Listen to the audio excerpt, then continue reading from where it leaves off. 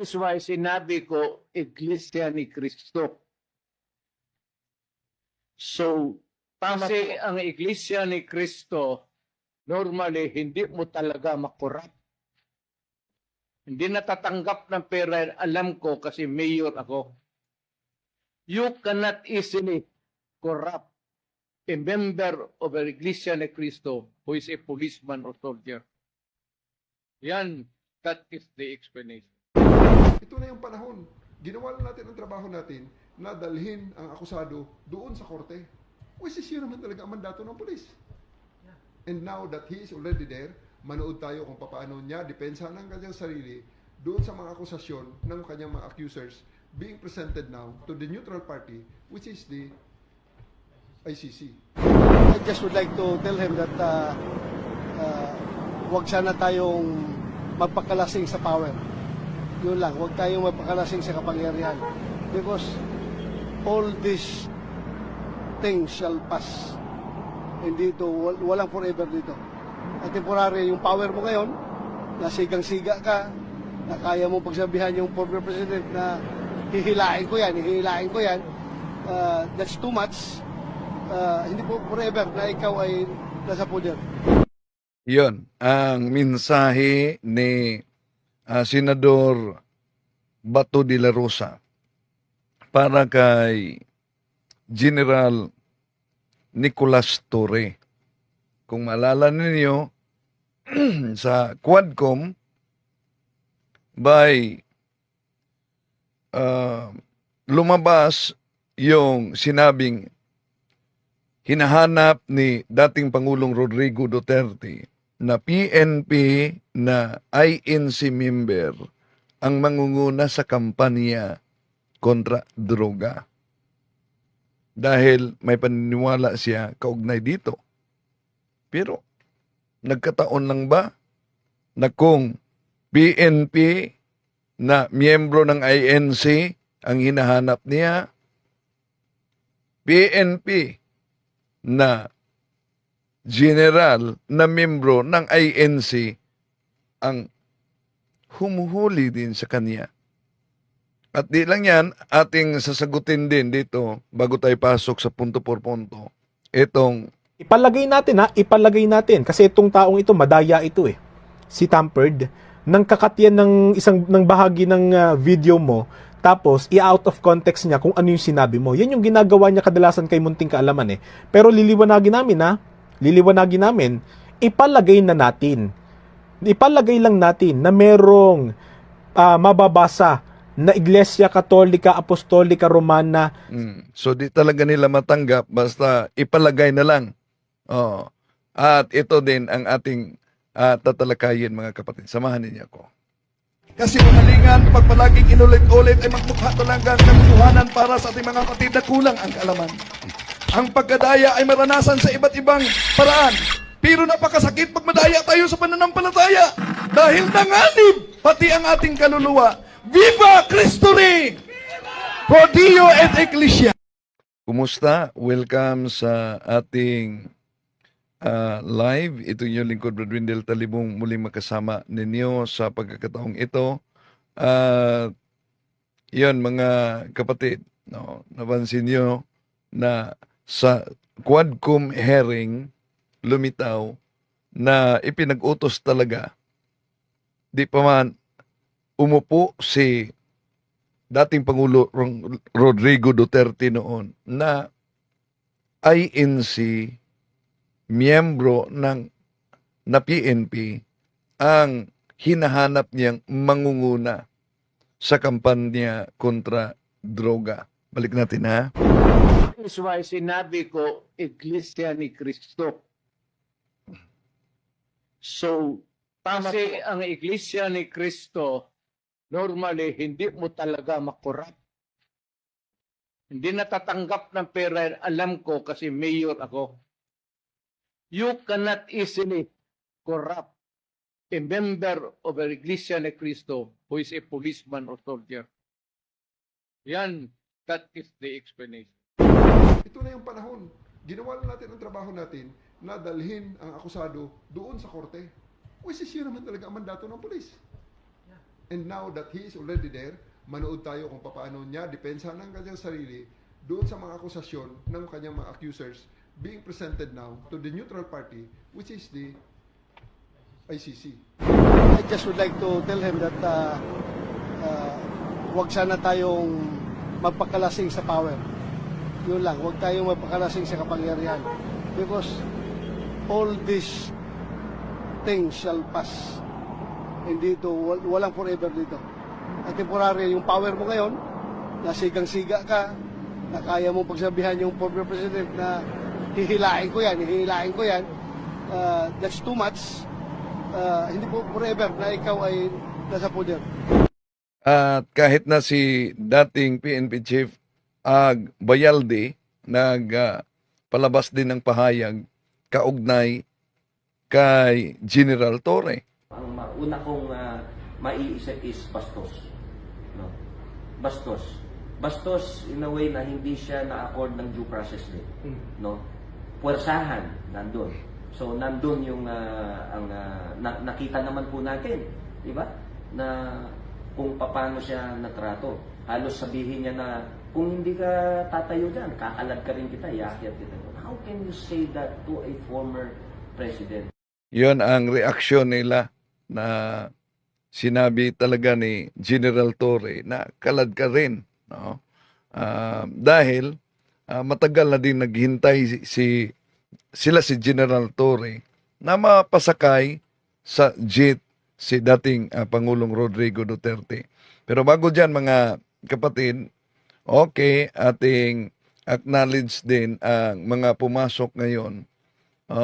At sa mga kaanib din sa Iglesia ni Kristong Tatag ni Felix Manalo, may nabasa kasi ako dito na sabi ni Jacinto Arias Jr., kawawa naman ito kahit anong gawin ni Mr. Tamperd, ang INC lalong lumaganap. O na, di ba tayan na ang paglaganap ay tunay? Dahil kahit na ang Church of Christ, nauna pa sa INC ni Manalo, lumalaganap na. Kahit nga ang kay Kibuloy, lumalaganap na. Kahit nga ang Seventh-day Adventist, lumalaganap din. Kahit nga ang Satanic Church ni Anton LaVey, lumalaganap din. Ang Muslim, Islam, lumalaganap din. Pero yun po ba ang batayan na ang paglaganap ay tunay na iglesia? Hindi. Dahil may babala na ang ating Panginoong Jesucristo.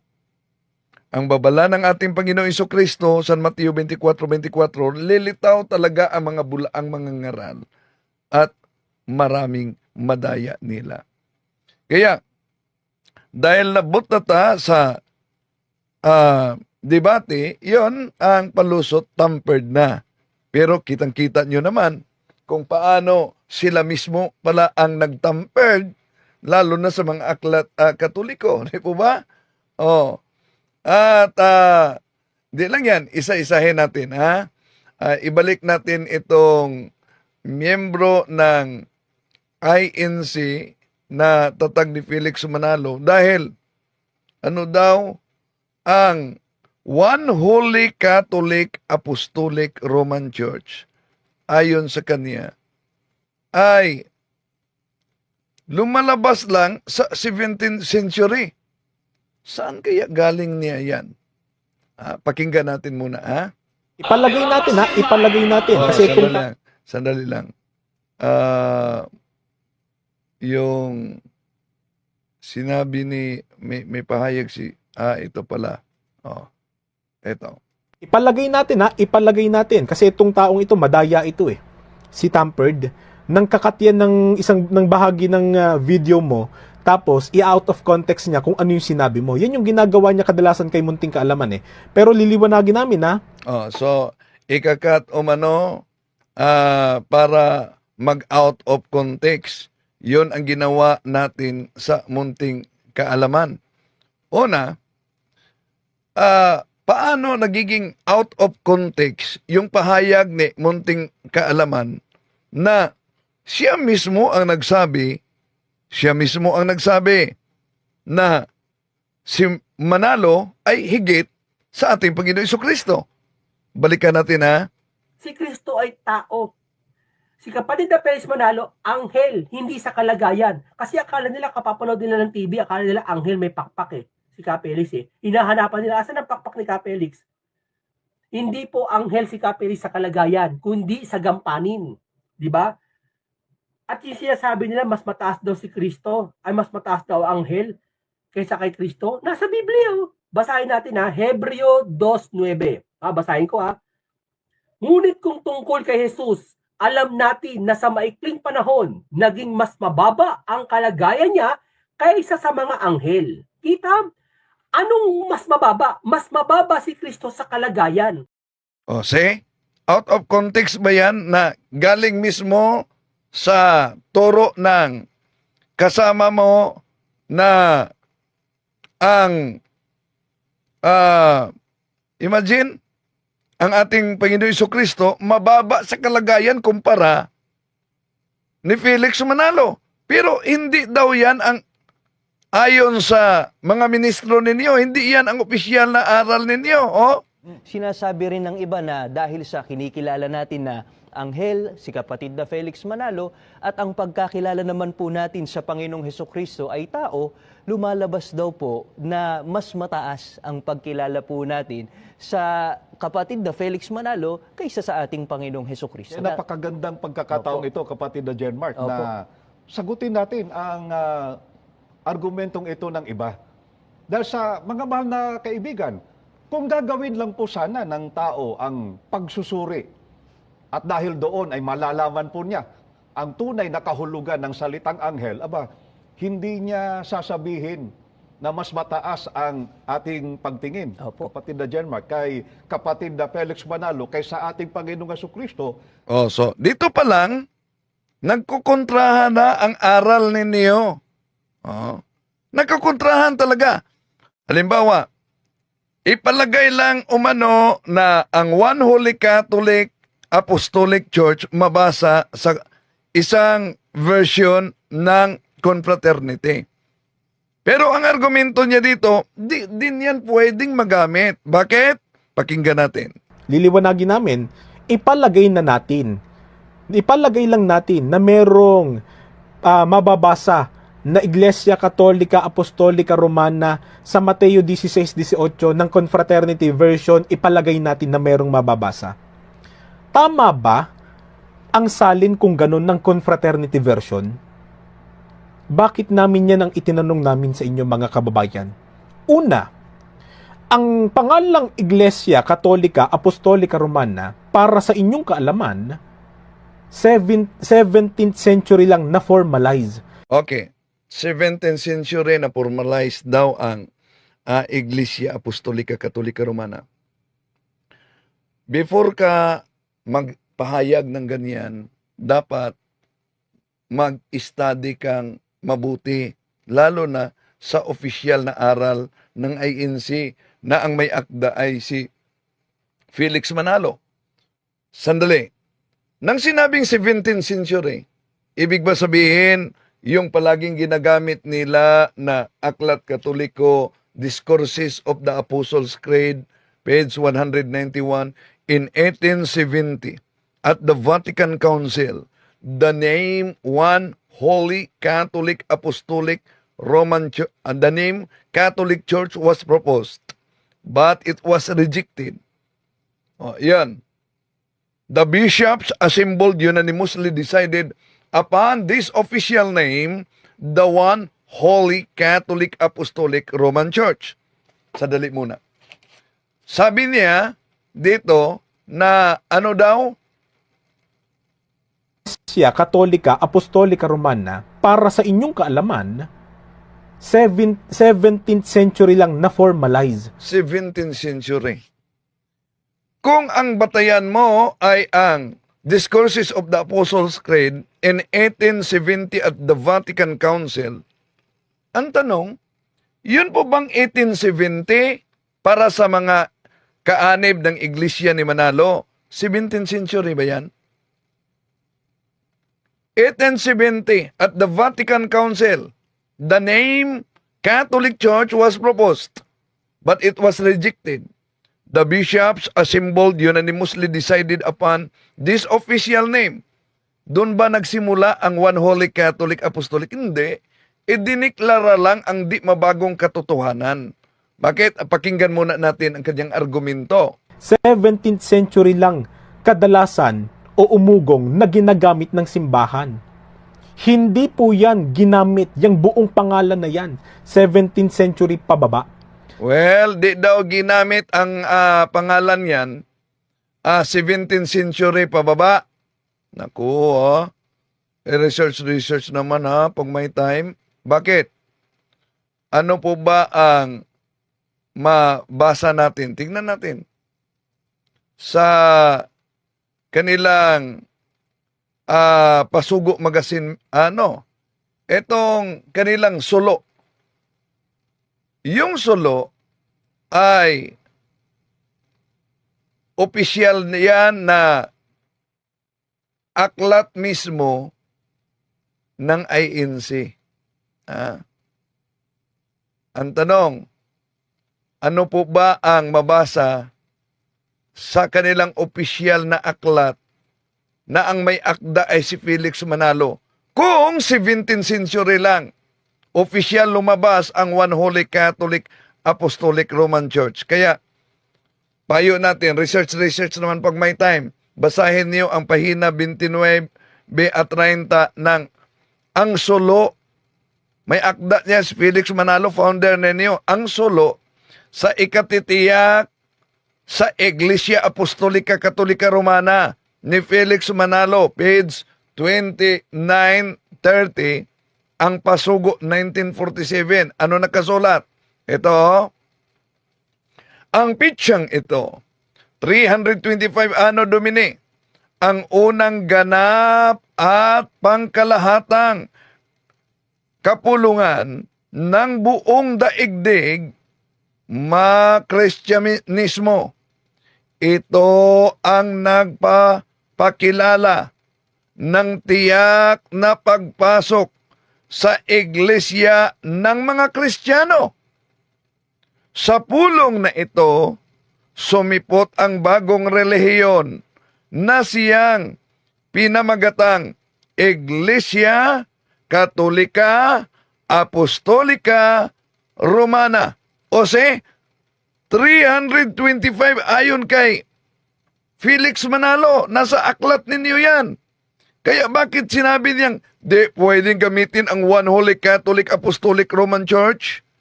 Dahil 17th century. Asan kaya mabasa 17th century? Baka ang tinutukoy niya yung 1870 at the Vatican Council. Pero kung 1870 at the Vatican Council, yun po bang 1870, 17th century ba yan para sa mga INC? Palagay natin na di pa pwede gamitin ang para sa kanila ang salitang Iglesia Katolika Apostolika Romana dahil 17th century daw. Bakit sa sulat ni Felix Manalo na founder ninyo, noon pa mang taong 325 Anno Domini, wala pang protestante diyan, may bagong relihiyon daw na pinamagatang Iglesia Katolika Apostolika Romana, kung ang argumento nila di pwedeng gamitin ang One Holy Catholic. Maliban dyan mga kapatid, yung sinabi nila na ang Iglesia Katolika ay siyang unang Iglesia ni Kristo. O sige nga, anong version yan mabasa? Na ang Iglesia Katolika ay unang Iglesia ni Kristo. Alam ba nila yan? Okay. Tingnan natin mga kapatid. Ang mabasa mismo sa kanilang aklat, sa kanilang aklat, kung ano ang mabasa kaugnay sa Iglesia Katolika. Ito, balikan natin si Sinita. Ito na. Dahil sinabi ko raw na sa pasimula ang Iglesia Katolika Apostolika Romana ay ang Iglesia ni Kristo. Wala pong kontra dyan.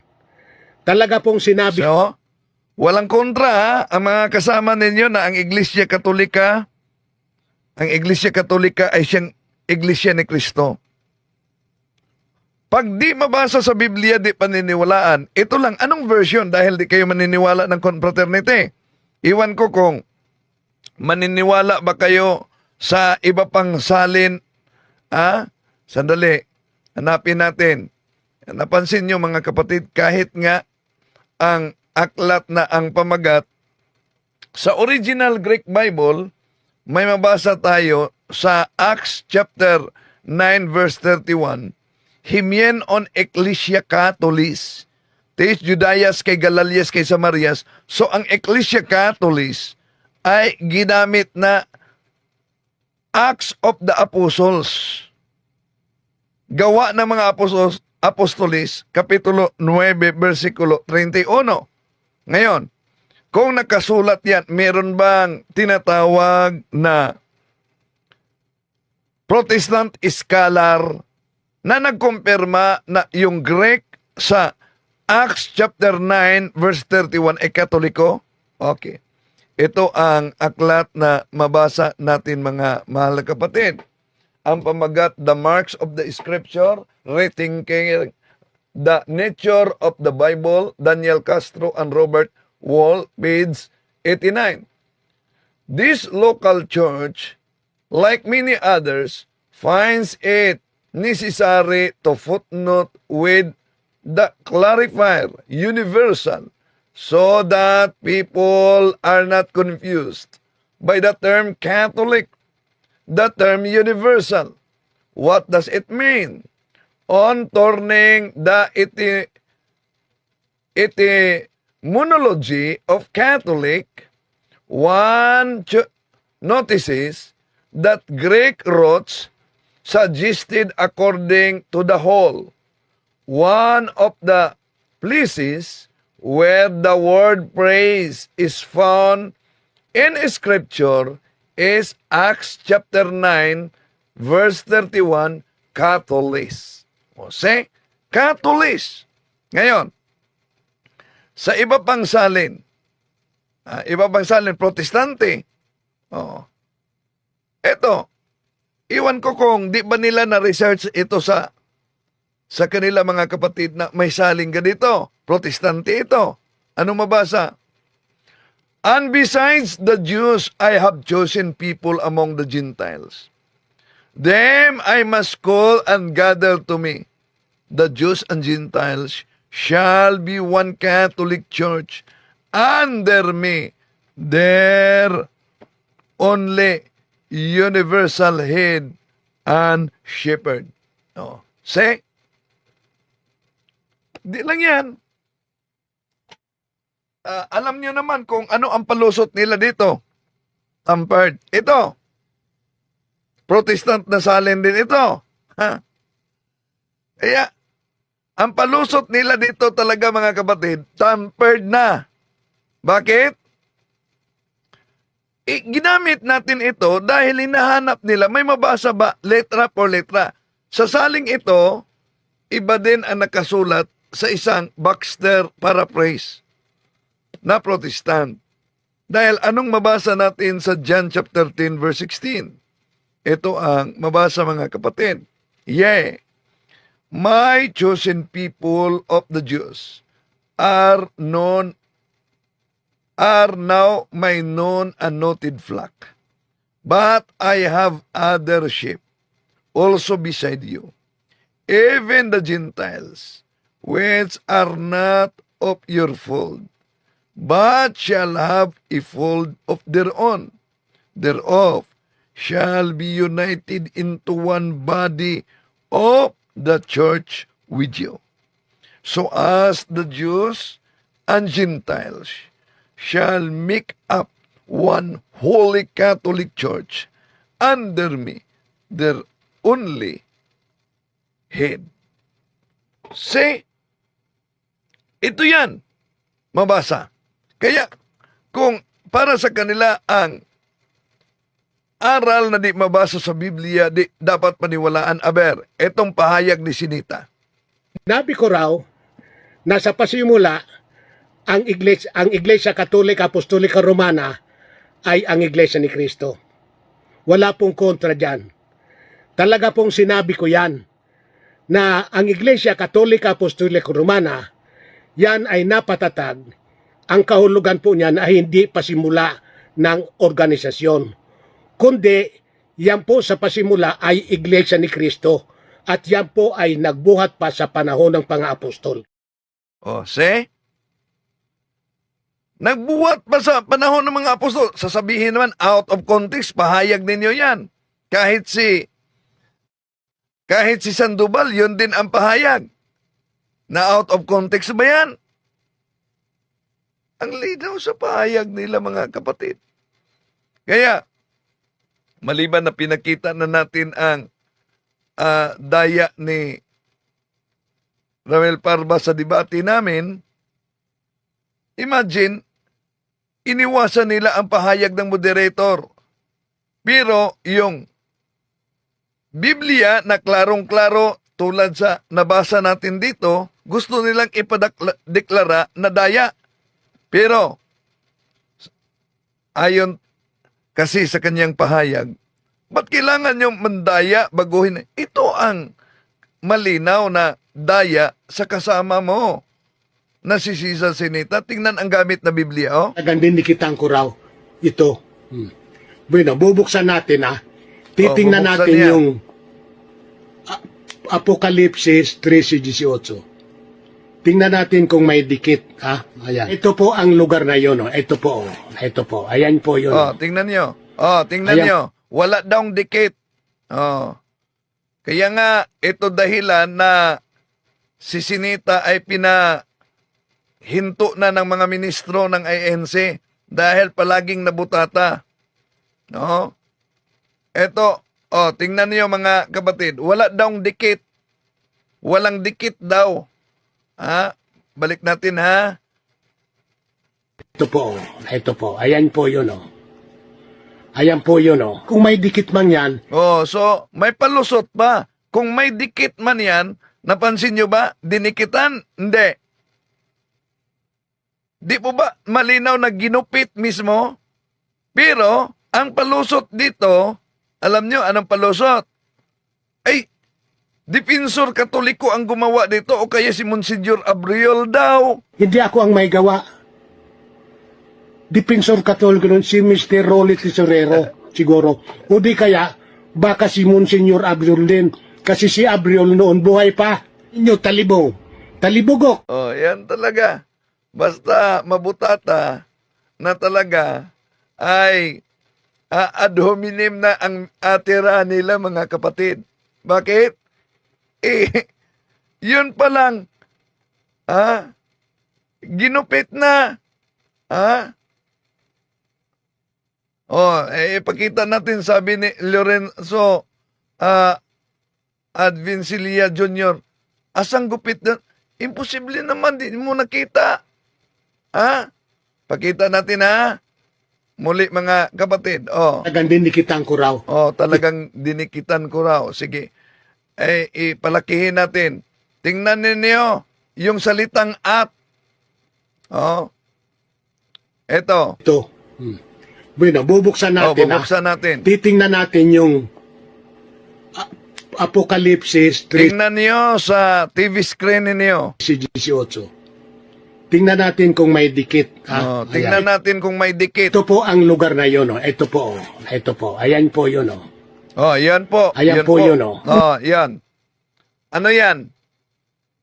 Ang salitang at, ginupit, dinikit. Bakit? Dahil pinalitan niya ang salitang o. O sa noo. Sa kamay o sa noo. Ginawa nilang sa kamay at sa noo. Wala daw gupit. Tingnan niyo, mga kapatid. Kaya, dahil nabutata dito, o anong sabi ng nabutata? Depinsor Katoliko daw ang gumawa. May dikit man yan, hindi ako ang may gawa.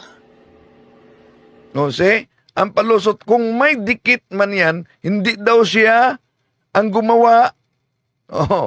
Huwag kayong magbulag-bulagan. Ito. Depinsor Katoliko nun si Mr. Rolly Tesorero, siguro. O di kaya, baka si Monsignor Abriol din.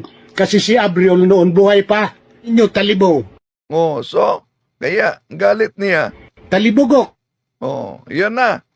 Dahil nabutata. Huwag kayong maangan diyan, mga kapatid. Di lang yan. Dami pa na pinakita natin. Di ba?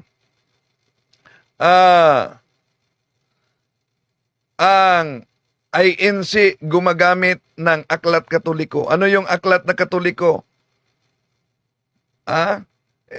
Kaya di tayo magtaka na pag gumagamit ng ibang aklat na bago sa kanila o Bible, ang palusot ay tampered na. Pero ang di nila napansin, umanib sila sa tampered na sikta. Okay. Ito lang na aklat na Katoliko ginagamit nila, mga kapatid. Ito.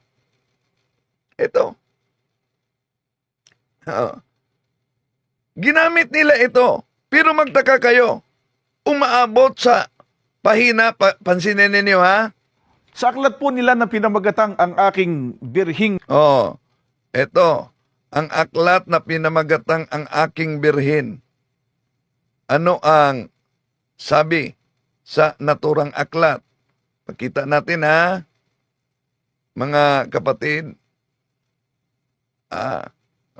Kaya dito pa lang, klarong-klaro na, minamagic na. Pinamagatang ang aking birhing Mariang tagapamagitan. Ang aking birhing Mariang tagapamagitan. Ito, ginagamit nila. Napansin nyo? Ang aking birhing Mariang tagapamagitan. Sa pahina 63 ay ganito naman ang nakasulat. Mahabag ka, inako. 63. Dito sa iyo, na nagnanasang ikaw ay sambahin, igalang at purihin ng buong pag-ibig sa lahat ng bagay. Sapagkat Diyos kang maawain at makapangyarihan sa lahat. Narinig ho ninyo, binasa lang ho natin ng aklat ng Iglesia Katolika. Narinig nyo, binasa, pahina 63 daw. Ito, nakita ninyo sa TV. Pero pakita natin ang original. Ito ang original, mga kapatid. Alam nyo ba na ang aklat na ito ay hanggang pahina 18 lang. Ito. Hanggang pahina 18 lang. Wala ng 19 sa naturang aklat.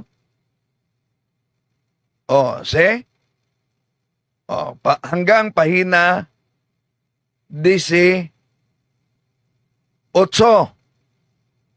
Pero ang ginamit ng ministro, sa aklat po nila na pinamagatang ang aking birhing Mariang tagapamagitan, sa pahina 63 ay ganito naman ang nakasulat.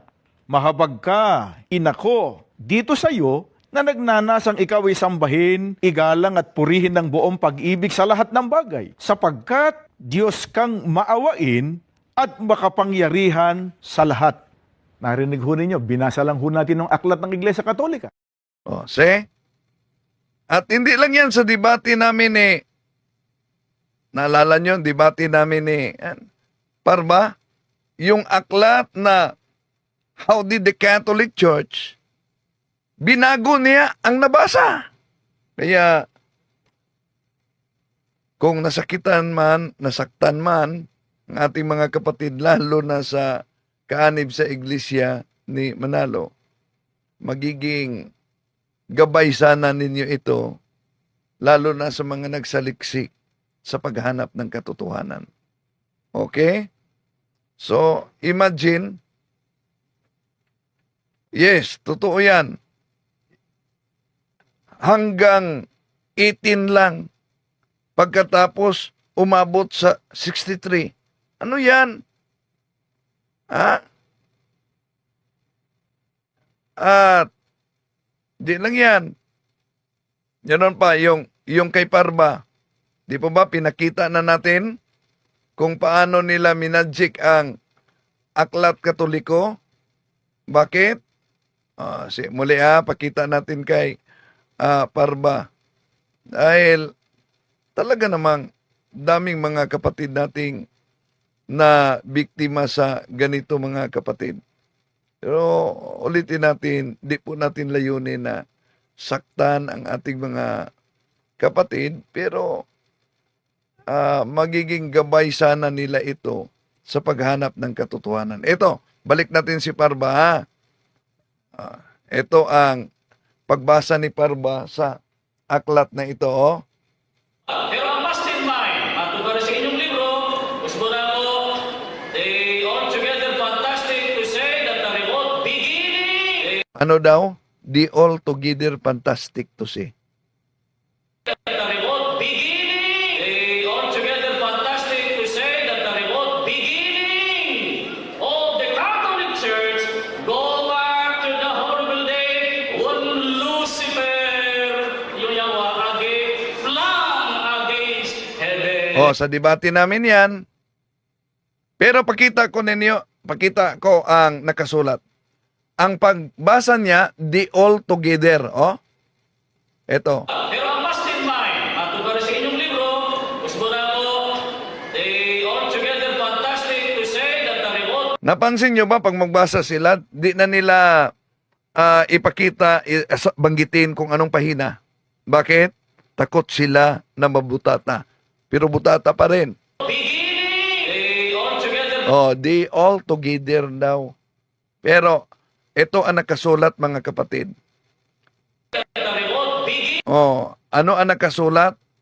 It is not altogether fantastic to say. Ano nakasulat? It is not altogether fantastic to say. Paano niya binasa? matubari sa inyong libro, gusto na ko, they altogether fantastic to say that So binago na talaga. It is not altogether fantastic to say, ginawa niyang the all together. Imagine, para ipalitaw na nagsimula ang simbahang Katoliko panahon ng nagrebelde si Lucifer. Pero ang nakasulat, it is not altogether fantastic to say, ang pagbasa niya, they altogether fantastic to say that the remote beginning, they altogether fantastic to say that the remote beginning of the Catholic Church go back to the horrible day when Lucifer, yung yawa again, flung against heaven. see? Yan. Kaya ingat-ingat naman, ha? Maganda ito na magpatuloy sila sa pagsagot dahil yon malantad talaga mga kapatid. At babala lang baka magiging katulad sila ni Cesar Sinita na hanggang ngayon wala na dahil pinigilan na ng mga ministro. Bakit pinigilan? Yun. Nabutatan na. So, babala lang baka umabot sa puntong mawala na din kayo. So, di tayo magkasagutan. Okay? So, yan. Pinakita lang natin mga kapatid. Itutuloy pa natin ito dahil alam nyo naman, pag kahit ng kanilang Pasugo Magazine, ang sasabihin nila, aboy, hindi daw umano, gawa-gawa daw umano natin yan. Okay? To make his message known, he's our